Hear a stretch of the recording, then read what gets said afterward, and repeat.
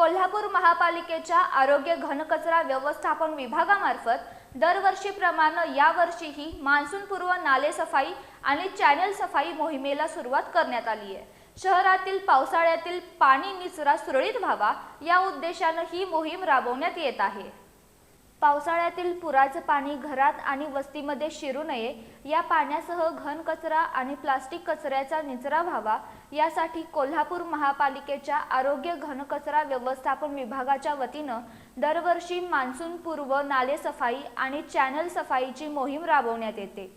यंदाही या मोहिमेची सुरुवात आत्ताच करण्यात आली आहे। महापालिकेच्या स्वमालकीच्या पोकलेन मशीनद्वारे नाले सफाईच्या कामाला प्रारंभ करण्यात आलाय। पोकलेन मशीनच्या सहाय्याने ही सफाईची कामं वेगात सुरू असून योगेश्वरी कॉलनी आणि एनटी सरनाईक नगर परिसरातून या मोहिमेची सुरुवात करण्यात आली।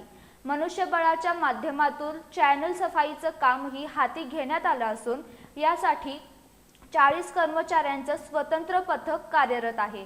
प्रभाग क्रमांक 2 आणि प्रभाग क्रमांक 20 इथून या कामांची सुरुवात करण्यात आली आहे। महापालिकेच्या नियोजनानुसार जेसीबीद्वारे साफ करण्यात येणाऱ्या नाल्यांची संख्या 236 असून मनुष्यबळाद्वारे साफ होणाऱ्या चॅनलची संख्या 476 आहे।